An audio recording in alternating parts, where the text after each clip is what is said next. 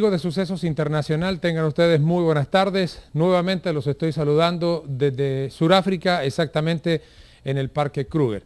Vamos a seguir dialogando con Cristian Medina, quien ha sido nuestro guía, nuestro orientador acá, pero hemos reflexionado mucho sobre la historia de Sudáfrica y queremos detenernos un poquito allí, porque es bien sabido que quien entiende la historia puede comprender el presente y de pronto dimensionar el futuro. Y este es un país que ha tenido una historia de sangre, de guerra, de pasión, de odios y de muchos amores. Nuevamente, Cristian, muchas gracias por aceptar este diálogo con nosotros. ¿Por qué no nos remontamos, para información de nuestros televidentes, a los años 1600, cuando llegan aquí los holandeses y comienza todo ese descubrimiento de lo que hoy es Sudáfrica? Bueno, sí, tal como lo dices, los holandeses fueron los primeros europeos en llegar a Sudáfrica. Lo hicieron porque la Compañía de las Indias Orientales circunnavegaba el continente africano y comerciaba a través desde Europa a las Indias Orientales, y entonces ellos necesitaban un puesto para abastecer sus naves que esté a mitad de camino entre las Indias y Europa. Esto dio origen a la fundación de Ciudad del Cabo. Los holandeses, como bien digo, cuando desembarcaron en Ciudad del Cabo, ya venían con la misión de encontrar tierras para sembrar frutos y conseguir agua fresca para sus naves. Uno de los problemas más graves que tenían en esa época era que pasaba mucho tiempo sin comer frutos frescos y obviamente se enfermaban de escorbuto. Entonces esto era una de las preocupaciones que originó la fundación de Ciudad del Cabo.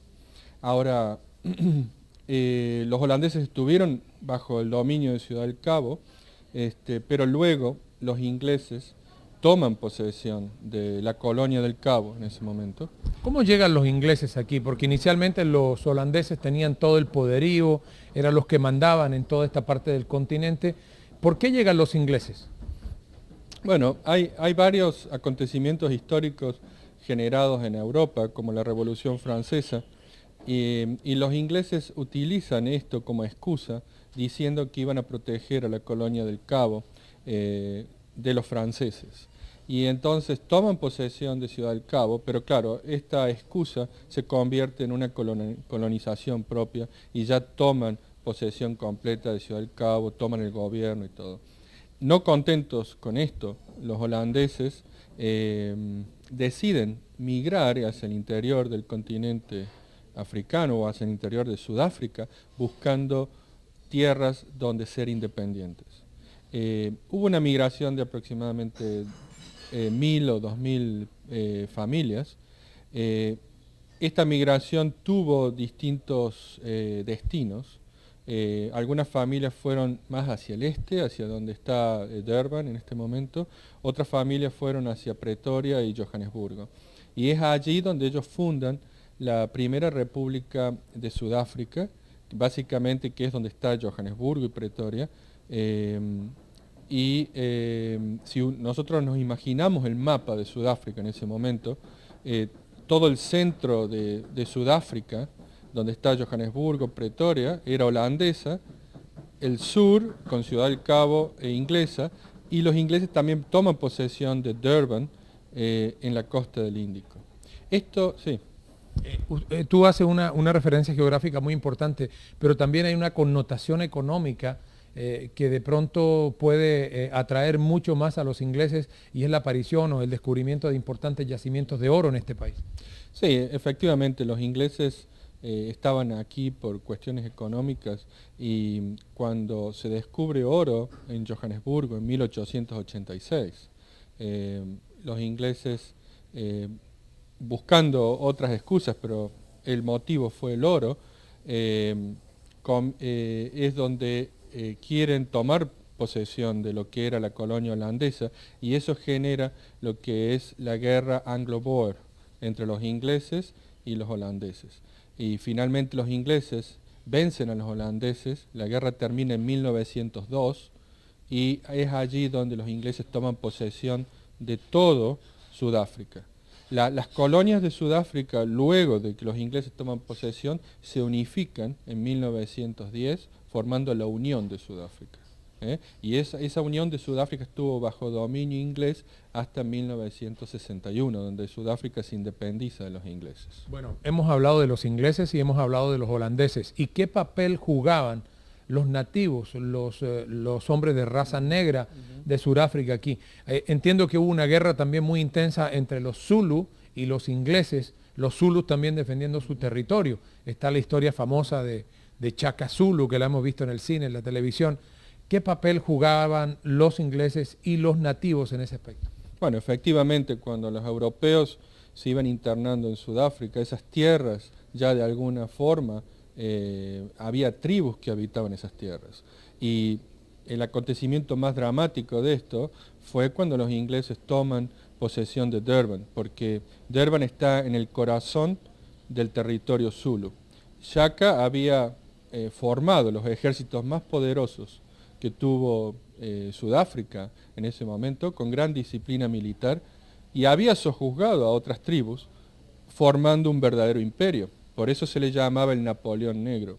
Cuando los ingleses llegan, obviamente comienzan las fricciones y se produce lo que se llama la guerra de los Zulus contra los ingleses. Y vale destacar que los Zulus en estas batallas fue el ejército sin armas de fuego que le propinó dos de las derrotas más fuertes al ejército británico que tenía armas de fuego. Pero claro, los Zulus eran tan numerosos y tan disciplinados bajo las órdenes de Shaka que fue muy difícil para los ingleses vencerlos finalmente. Ahora, siempre en las guerras hay unas connotaciones bien interesantes sobre sus protagonistas. Algunos dicen que Shaka era un sanguinario, pero si eso lo dice un surafricano que defiende su territorio, no le parece de esa manera. Bueno, también hay que considerar que las tribus que están en la actualidad en Sudáfrica, al mismo tiempo que los europeos se iban internando, hubo una gran migración de gente de color desde el centro-oeste de África hacia Sudáfrica. Originariamente en Sudáfrica, los primeros habitantes y los habitantes originarios de Sudáfrica son los que llamamos los bosquímanos, que son esos hombrecitos pequeñitos que viven en la actualidad en el desierto del Kalahari. ¿Pero por qué viven allí? Tanto la presión del europeo como la presión de las otras tribus negras que descendían hacia Sudáfrica y guerreaban contra ellos, hicieron que se replieguen hacia el desierto del Kalahari. Entonces, para que Shaka realmente constituya este imperio, él guerreó contra otras tribus negras y a su vez le quitó el territorio a otras tribus negras. Entonces, es un personaje muy importante en la historia de Sudáfrica, pero también es muy controvertido dependiendo si uno habla con un Zulu o con una persona de otra tribu. Pero desde ya él marcó muy fuerte un periodo en la historia de Sudáfrica, porque como digo, él formó un ejército muy disciplinado, formó este ejército con nuevas armas, con nueva estrategia en las batallas, y esto hizo realmente que sea un ejército muy difícil de vencer. Bueno, vamos a hacer una breve pausa y cuando regresemos vamos a contarles qué pasó en el siglo XX con la permanencia de los holandeses en este país.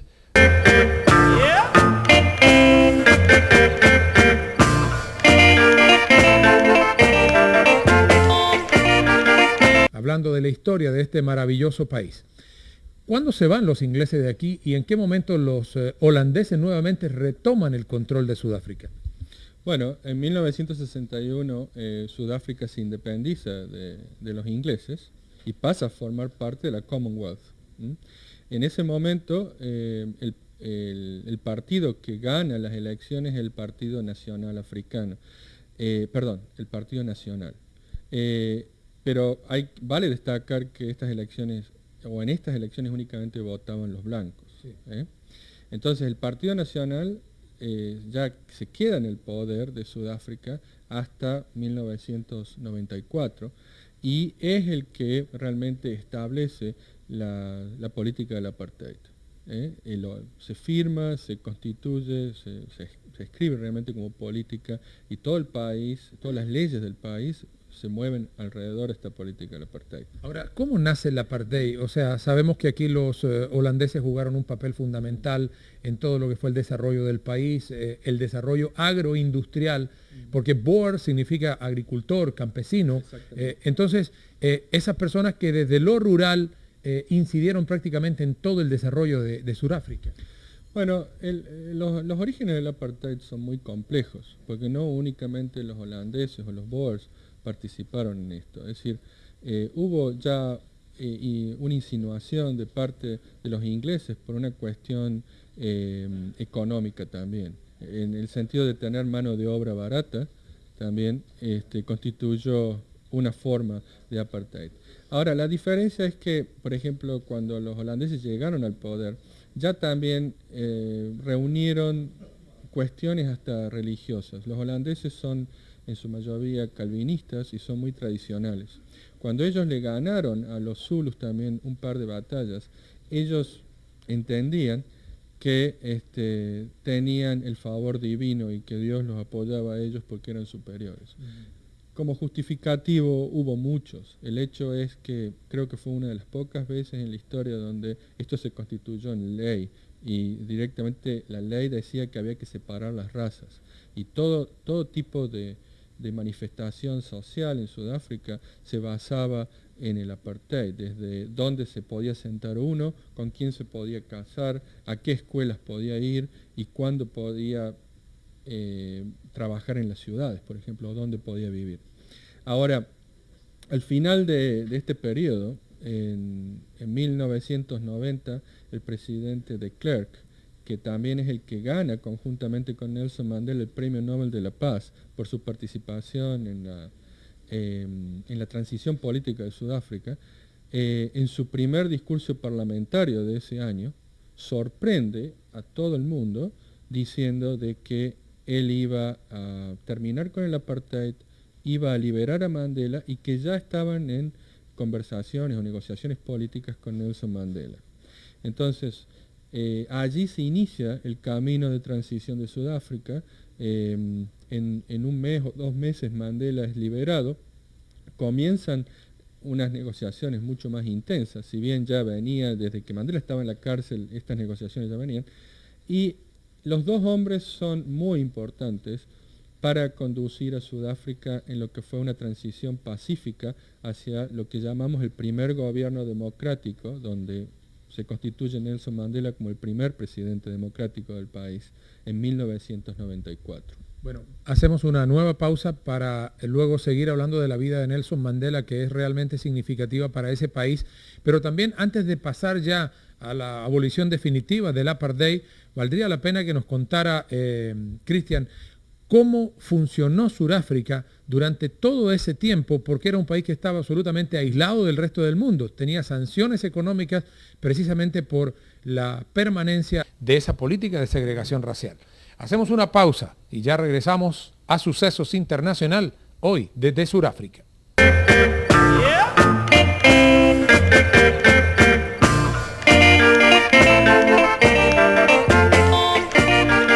Bueno, Cristian, ¿y cómo vivió Sudáfrica durante tantos años, siendo un país, primero, muy lejano desde el punto de vista territorial de todos los centros de poder, lejos de Estados Unidos, lejos de Europa, es un país que está en los confines del mundo, y por encima de eso, bloqueado económicamente? ¿Cómo subsistió? Bueno, Sudáfrica en ese momento era un país completamente aislado de la comunidad internacional, y no solo económicamente, sino que, por ejemplo, estaban prohibidas las giras deportivas. Hubo generaciones y generaciones de deportistas sudafricanos que no pudieron participar en ningún evento internacional.